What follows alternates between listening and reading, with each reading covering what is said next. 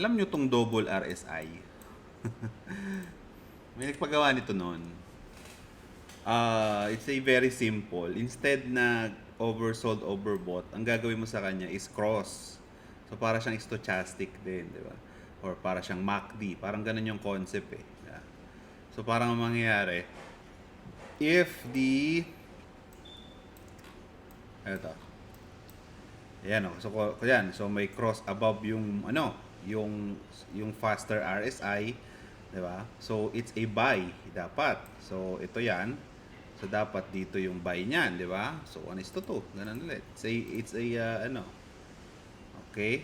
So, okay naman. Diba? Mukhang okay naman siya. Kaso, ang problema, I think may naka-deploy sa akin ganito. Pero, hindi ko sure eh. Pero, sige. Ayan. So, 1:2 siguro. Ayan, no? Pwede pa siyang lumaki lalo. Ayan. Kasi hindi daw nasusunod kapag okay. Ah. So ito, there's a cross again. So mukhang okay, alam mo 'yun? Mukhang okay naman. So pwede nyo rin gawin siya sa sa inyong mga strategy sa double RSI. Medyo secret to. Although yan. Foreigner naman 'yun. Foreigner naman 'yun.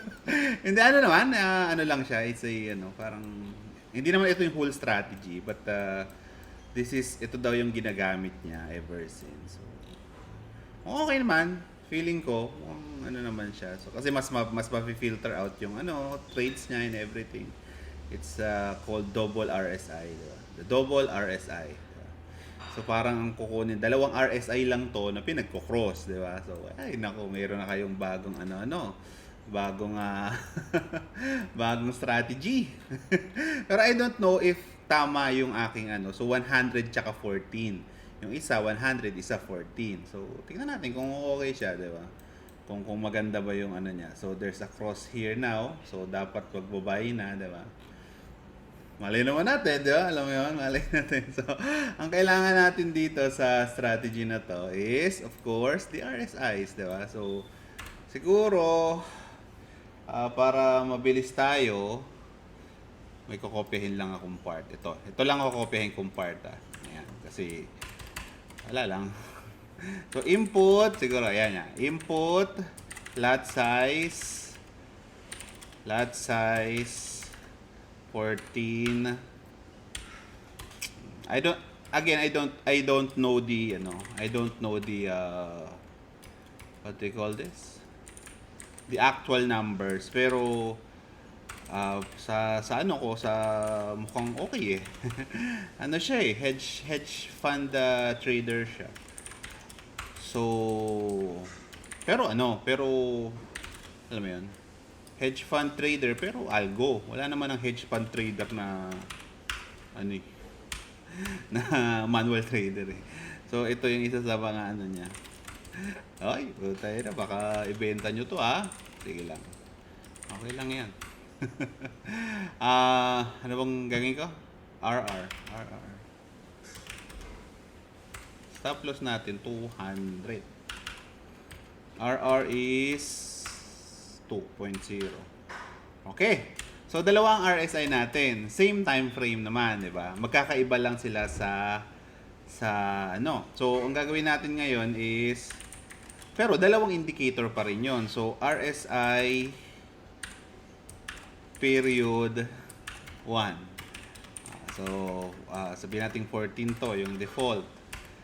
Input, RSI, period 2. 100. Ayan, di ba? So, let's say na ganyan, di ba? So, double to dapat. Nilalangaw na ako. Niligo naman ako. Of course, the time frame is the same pa rin naman sila. You can code this, then you can test it, di ba? Malay nyo naman, hindi pala 14 tsaka 100 di ba? Malay nyo, di ba? Malay nyo, ito na pala. But this I think is hanggang ngayon, ginagamit niya eh. Pinalagyan niya nga ng nung time frame. Pinalagyan niya nga ng Ano bang pinalagay niya? Pinalagyan niya ng multi, yung huli namin project was around 2-3 months ago. Ano niya. Pinalagyan niya lang ng multi market, parang ganun. Na pwedeng one chart lang. Dali lang naman yun. Pero ayan. Ano pa? Ano pa next natin? Yun lang naman, di ba? Napakasimpleng yung int.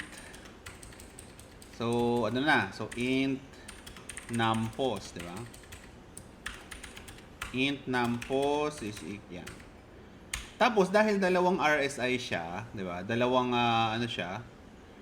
What do you call this? Dalawang RSI. So dalawa rin yung handler. So RSI, so declare natin siya as double, ano ba yan? Double RSI 1, RSI values 1, RSI values 2. Siyempre, dalawa din ang container nun dapat, di ba? So, RSI array 1, RSI array 2. Diba? So, dapat pag array, again, may brackets. Okay? Yan. Very simple. Yan. So, yan. Tapos, declare natin yung ctrade. Ctrade. So, ctrade is the easiest na hindi na masyado. Kung ano lang naman, straightforward ka lang okay na yung ctrade na method. Pero mahirap kasi ito kapag yung may yung may mga multiple charts ka na, di ba? Pero kung ano lang naman, one chart ka lang, okay lang yan. So, let's say ito. So, RSI values 1, ay mali. RSI values 1 is equal sa RSI symbol TF. So yung RSI period 1 ang lalagay natin, di ba? Period 1. Okay. Tapos price close. RSI values 2 ay equal sa RSI symbol TF RSI period 2 price close. Alright, rock and roll. Ano pa? Ayun, yun lang yun. Dapat 2 and 1. Yan, napakasimple. Pero parang kaya na lang, subukan nyo na lang. Hindi ko na sasabing maganda. I-optimize nyo lang, madali lang naman. Hanapin nyo lang kung ano yung pinakamagandang diba? Yun lang naman yun eh. So, okay. So, pwede na tayo siguro mag-copy buffer, Dito tayo sa copy buffer. Copy buffer indicator handler niya is RSI values 1. So, 0, initial, 2. So, pag cross kasi dapat dalawa ang kailangan mo pag cross, diba? So, RSI array 1.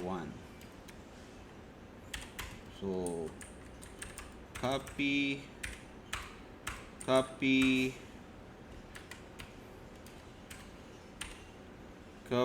buffer RSI values 2, 0, 1, 2, RSI array 2. Numpos should be equal sa positions total. Okay?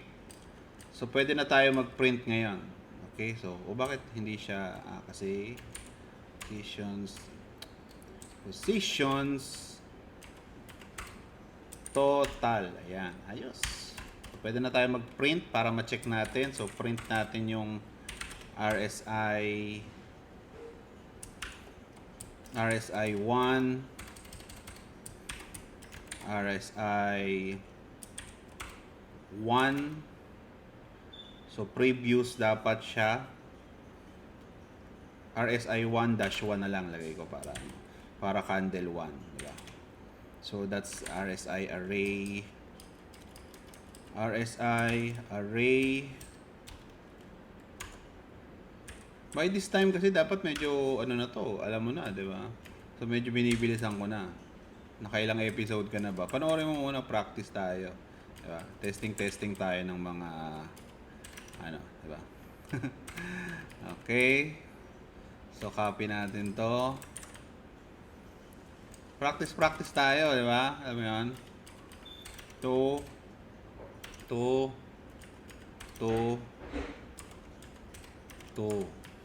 Ayos. Compile. No errors. Ano natin? So, testing natin. Ano pangalan nun? Ang pangalan nun ay CCI pala. Bakit CCI ang pangalan? At CCI ang pangalan nun? Sige na, okay na yan. Test. Ayan. Close na muna natin to. Alright. CCI. Disable. Disable. Tapos testing din natin. Ayan. Ayos. So, kaso ang problema, hindi sila ng same. Ayun lang. Hindi sila same ng ano. So, okay lang yan. Pan-check lang naman natin muna. Hindi sila same. Pag ginawa mo ng EA, hindi sila yung alam mo yun? Something. Diba?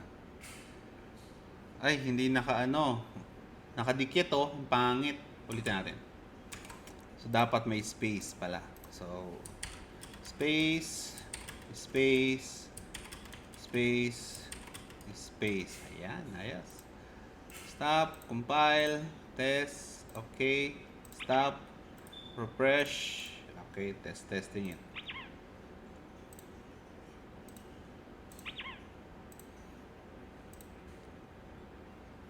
Hopya. So, tingnan natin yung, ayan. So dapat yung RSI 1, which is this one. Tama ba? Ano ba yung mas malaki? Tingnan nga natin. Hindi ko na alam. RSI 1 is the 14. Tapos RSI 2 is the 100. So, dapat ang value ng RSI 1 sa 1 ay 41.70.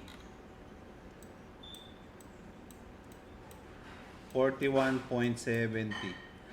Ito yan. 41. So hindi. 34 siya. Baliktad. So, tapos yung RSI dapat is 34. Pero hindi. Ano siya? 41. So, nagkabaliktad. Same siguro yan ito. Yan. Same siguro ito. 47. Tama. Nagkabaliktad. 47.8. Ayan. Tapos ito dapat ano to? Dapat 1, ito dapat 2. 47. Tama ba? Ito. Hopya. Tama. Ayan. 47. So, nagkapalit yung naming natin. So, palitan natin siya. So, dapat ito ang 2, ito ang 1. Ito ang 2, ito ang 1. Okay? So, let's recheck. Kala nyo kalokohan to makikita nyo mamaya. Sige. Pwede naman kayo mag-experiment di ba? Ito yung susundin nating strategy, di ba? Malay nyo naman, di ba? Malay nyo, maganda pala. Parang, alam nyo yung tingnan natin kung tama na. So, sa RSI 1 is this one. So, this should be 48. RSI 1, ayan, 48.92. Tama. Tapos, yung second candle niya should be 52.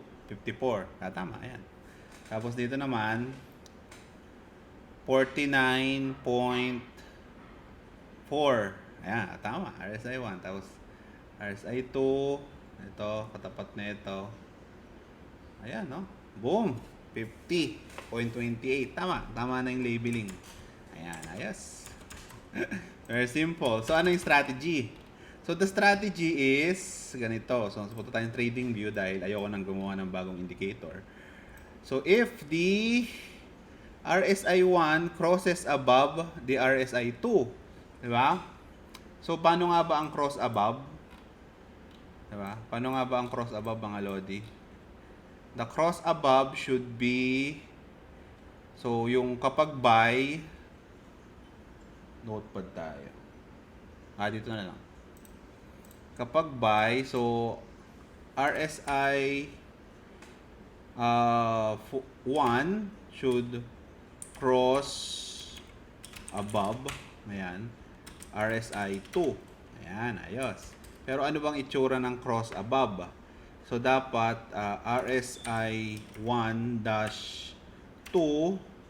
should be below dapat siya, below or equal. So, below or equal sa RSI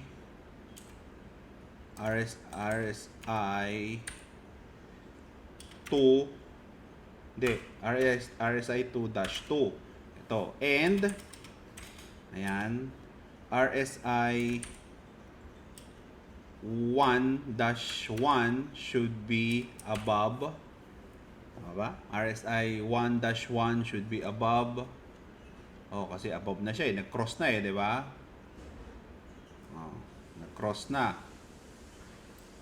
Ayan, okay.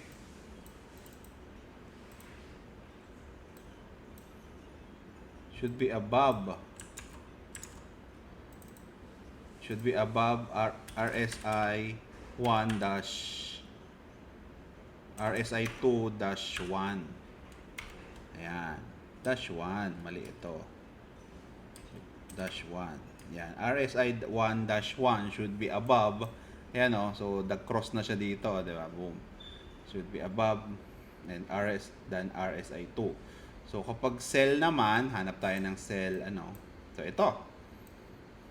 Ito. This is a cell. Ayan o.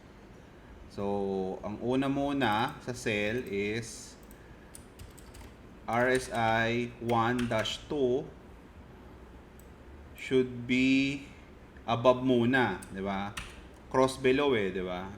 Below or equal sa RSI 2-2, 'di ba? And RSI 1-1 should be below RSI 2-1. Ayan, ayos. Palag-palag. Feeling ko okay na to. So, try natin. Sige. Labo eh, no? So, cross above, cross below. Okay? Okay, venga. So the logic should be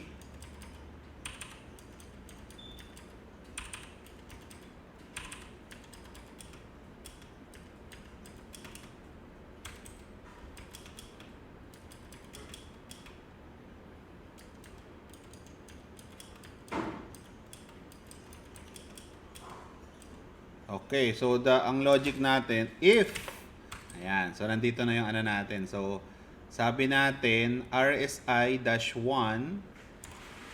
RSI-1-2, so this is yon.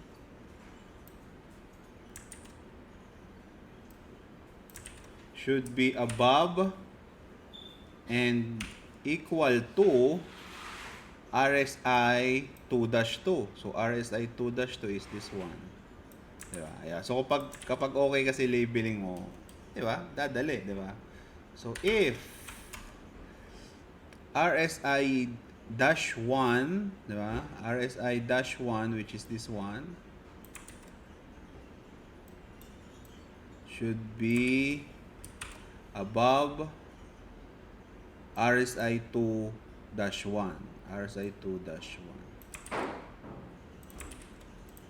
So, isa pang if, num pos is equal sa 0. Okay, so send cell trade. Ayan, ayos ano? Ewan ko lang. Pwede naman, di ba? Malay mo naman natin, di ba? Minsan ganun eh. Minsan you discover shit. Bigla, di ba? I have no idea na pwede pala to, di ba? So, ang unang condition is RSI-1. So, parang mali ito. No, dapat ito ay naka ganyan, ano. Ayan. Tapos, dapat baliktad na ito, ano. Benga. Send. Buy trade to. Buy trade. And sell trade. So, para mag-buy na tayo, hindi, mag-testingin muna natin kung papasok. Print.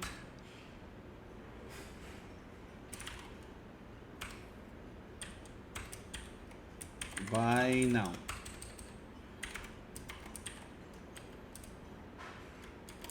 Print. Sell now. Ayos, ano? Compile. Oy, there's warnings and shit. Ito.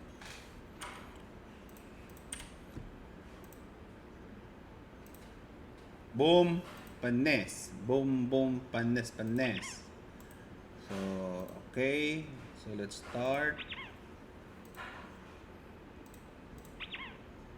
I-reset nyo lang pag ayaw gumana. Okay, ayan, mayroong may signal na buy now. So, ayun, mukhang tama nga. It's a cross above. Kaso, ang problema, hindi kasi natin makita dito. Anyway. Up, oh yeah, may sell now because mukhang nag-cross to. Buy now. Buy now is mukhang ito yon. Oh, mukhang okay, ano. Sell now. Ayan, lagyan na natin ng buy sell signal. Nang ma-testing na natin tong kalokohan na to. So, for the so ang kailangan natin dito is double ask. So, it should be equal to symbol, double, symbol. Info double ay equals sa symbol ask.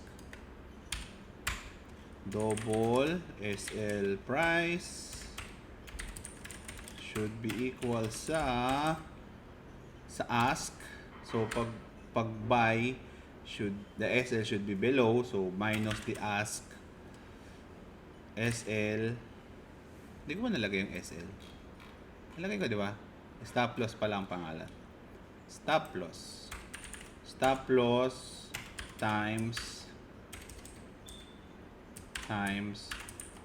point. Ayan, ayos. So, ang next is the SL price, ay the TP price naman, di ba? Double TP price is equal sa ask. So, kapag buy naman, nasa taas yung TP. So, plus naman siya ng ask, di ba? Stop loss point. Tapos, syempre, may RR tayo. So, yan. Ayos, no? Ganda, no? Bilis lang, ano?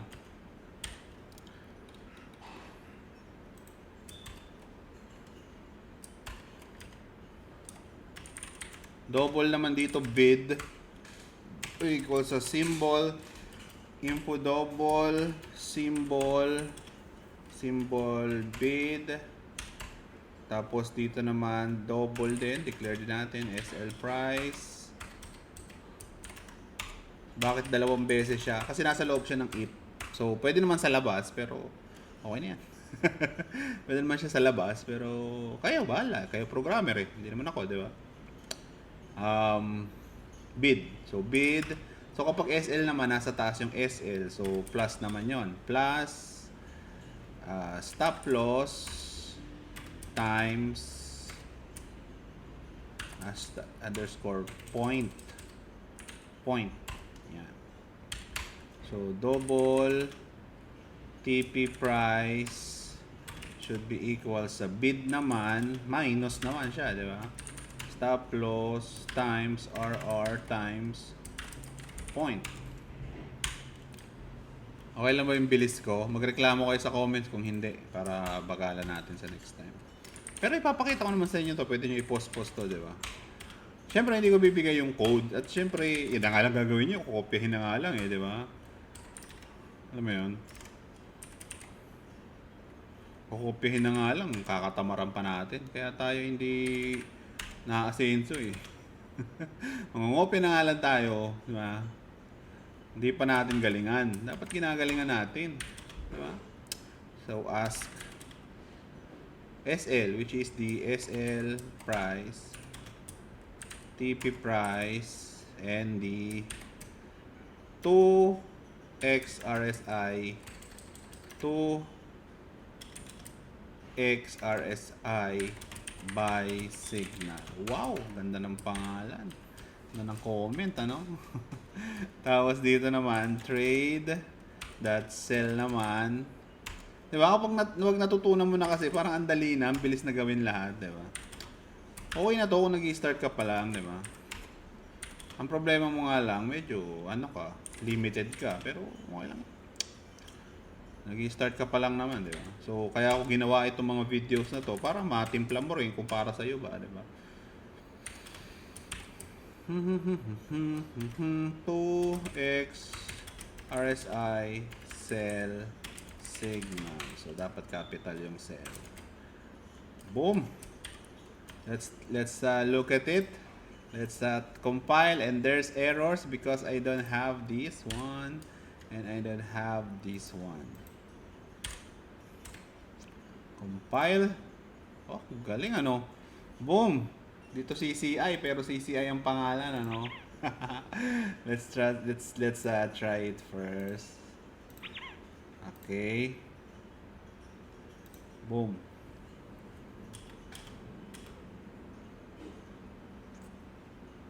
Failed market. No money. Why there's no money? Why are you no money? Not enough money. Kasi 14. Bakit 14? Kasi yung lot size natin ay naging 14. Naging 14 Lodi. Bakit ganon? 0.01 lang. Sabi na. No money. Sabi no money. Diba?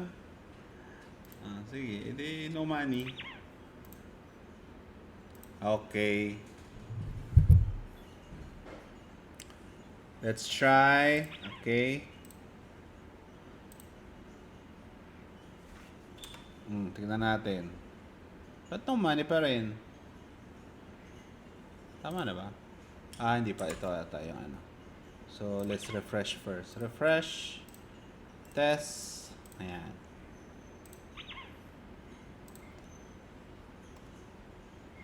Bakit? Stop. Compile. Yan. Okay. Refresh. Settings. 0.01 lang. 0.01. Pwede naman palang palitan doon. O nga pala.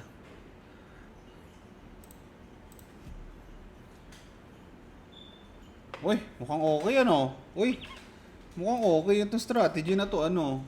Tapos para pa siyang secret strategy ano. So it has a 40% na agad yung win rate. Let's try optimizing it. Diba? I don't know kasi kung ano yung maganda eh. Kung ano talaga yung maganda, kung 14 o 100 eh. Pero tingnan natin. Pwede natin yung sagot agad, diba? Mabilisan, diba? So, kung 14 to, dapat ano lang to eh. 10 to 20 o 30. Try na 30. Tapos ito should be 50, 40 na lang to. 40, pagitan niya ay 5, at let's say 140. Hindi ko alam eh. Hindi ko alam kung ano yung tama. So that's 441 possibilities. Tingnan natin, di ba? Saglit lang naman yan.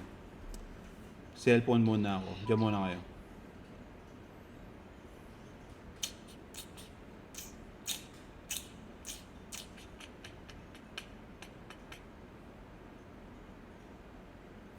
Ayan, sabi siya, mabilis lang eh. Oy! 21 trades. Ito, maganda drawdown, 10%. 10% ng ano, pwede na. Diba? So, tingnan natin. Hoy, nakakuha sila ng magandang strategy. Pwede na tong ibenta. RSI lang to. Ito, dalawang RSI lang to, guys. Tsa. Diba? Pwede na tong entry strategy. Tignan natin yung backtest results. So, 26 trades, 42 per. Konting bias pa, alam mo yun? Konting tweak pa, konting dagdag ng indicator, di ba? Ayos ano? Ayos yan. Maganda to. Mukhang okay to. Custom indicator mo to, di ba?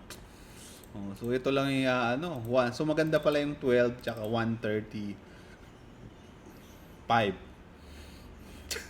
Try natin sa trading view. Ano daw? 12 135. Laki naman ng isa. 135. I don't know the actual numbers. Ayan mukhang okay nga Oh. Ikaw lang may ganyan, men. Oh, yan cross below to, boom. Cross above, boom. Oh, what a oscillator. Hindi, mukhang okay to kasi ginagamit talaga to. Ginagamit to ng this is like a secret strategy na. Dalawang RSI lang yan, di ba? Mabibenta mo na, di ba? Mabibenta mo na siya na, uy, yung lupit naman itong to.